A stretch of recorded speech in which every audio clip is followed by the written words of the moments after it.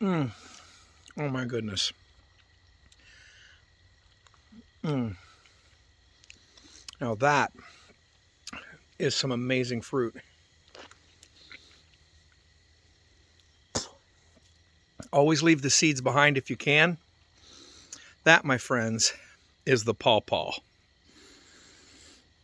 A soft, banana-like flesh. The taste is a cross between a banana and maybe a mango, but it's just tremendously delicious. I'm surrounded by them here. The pawpaw really enjoys a rich and moist soil. So if you can find an area where you have a stream bed or a creek bed like this, and there's some embankment on each side, this is perfect landscape to find the pawpaws. Now the pawpaws really proliferate in these gullies and ravines and creek beds because down here there's enough opening that they get the sunlight that they need to grow and produce well, but they're also protected on both sides from high winds. Right now the winds are really up, but the trees down here, particularly these delicate pawpaws, are protected from the wind. You can see there's hardly any movement.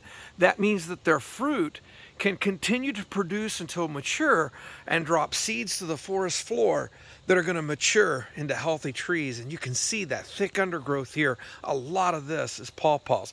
So you really want to find these stream beds. And anytime you're in a stream bed, that's going to be an ideal place to find some pawpaws. So I'm going to make my way back into the woods just here behind me. There's a lot of pawpaw trees, and these trees yield this lush and delicious fruit. So right here is one of those pawpaw trees, and I'm going to try to zoom in there just so you can see the fruit. Right there they are, and that looks like a cluster of 3 or 4 magnificent specimens. Now, anytime you see them that large this late in the season, there's a good possibility that some are falling to the ground, and if you're just lucky, you'll beat the forest floor critters that are just as anxious for this delicious fruit as you are. Here's a couple. Anytime they start to turn yellow or showing some dark coloration, they're most likely getting soft.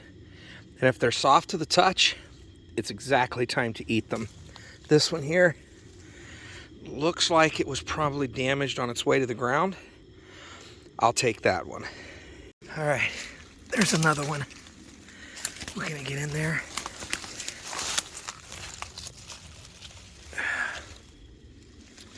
This one's not showing much discoloration, but it's soft to the touch. You can see my thumb just starts to dimple it. This one is perfect for harvest.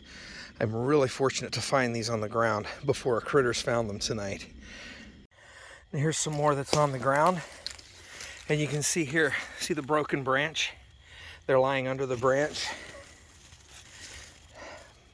Some of these are still hard. See how that one split when it hit the ground? And then right there, you can see the critters have been eating on these, and they'll eat it up. Now, these are still hanging to the branch, and so they're really not ready. This one's soft. I'll take that one. I'm going to leave the split one,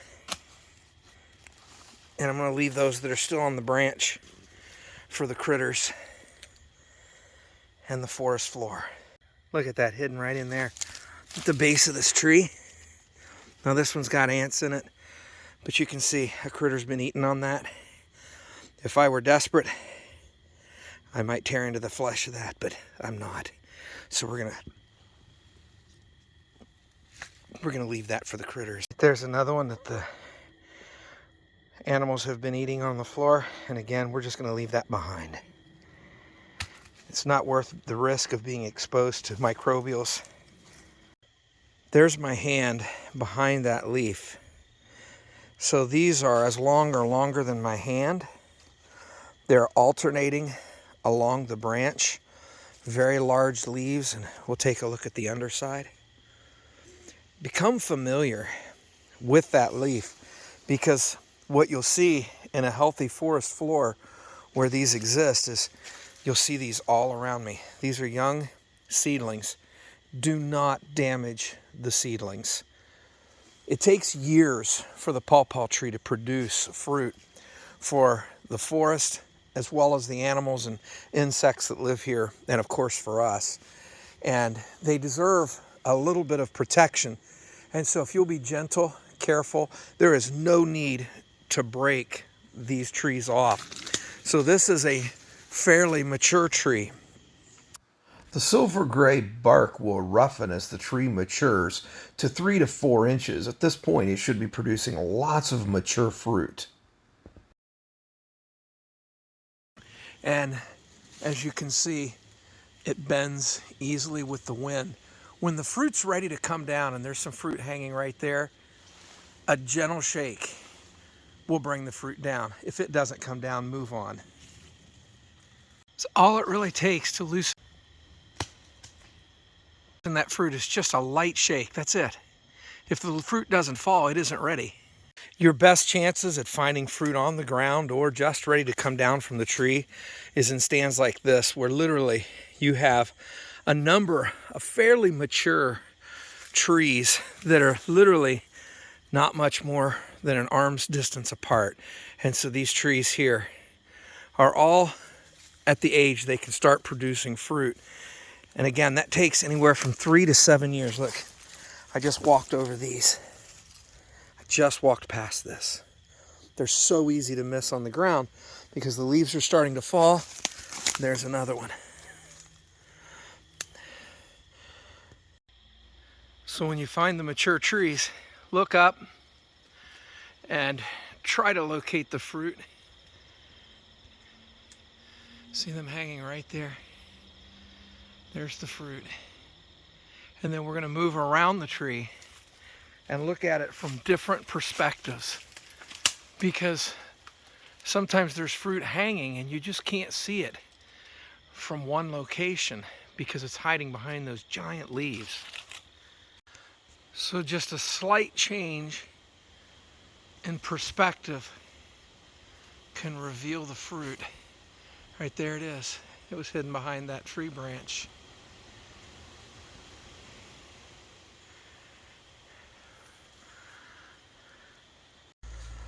So a lot of the fruit that's still in the trees here just isn't quite ready.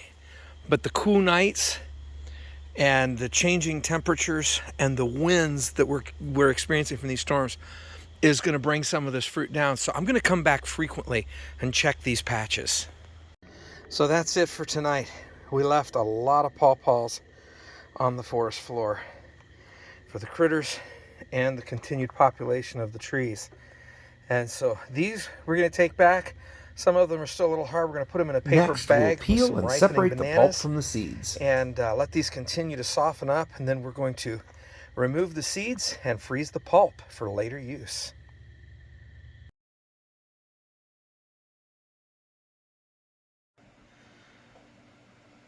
So while it's not necessary to remove all of the peeling, you just want to give these a little bit of a rinse. And then as you can see, the peel literally just pulls away. So if you're concerned about that peeling texture in whatever recipes you might be using, that can easily be removed. And then spoon out. The seeds are toxic and should be discarded. And then we're just going to get it here in the bowl. And then that's going to leave us with those seeds again to process.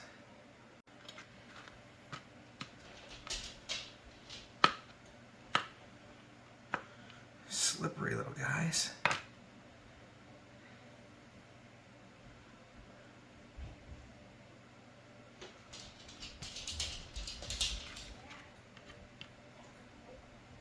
Just like so, we're just going to take the spoon, use that to separate the pulp from the seed. And once you start that, you can just pull that back, separate the seed and the pulp. And that goes into our bowl. And we're just going to keep that process up. So we'll just keep putting that pulp into what we've already rendered. So that's some of the pulp, just removing that from the seeds. We want to get all of that flesh, all of that pulp that we possibly can. Once you've finished rendering the pulp out of your pawpaws, you're going to have all of this seed and peeling left, a little bit of pulp in there. We're going to put this aside. We're going to put this into a bag, and as quickly as we can, we're going to take it back to the forest floor where we found it, and we're going to put these seeds where they have proven they can produce. And we're going to give that right back to the forest. So we've put all of these pawpaws into a brown paper bag with a ripening banana and a slightly overripe apple. In addition to adding the ripe banana and the ripening apple, we've also rubbed the skin of these harder pawpaws with the pulp that we've removed from the very ripe pawpaws. And all of this together is going to create and increase the creation of ethene gases in that paper bag, and that will help facilitate the ripening.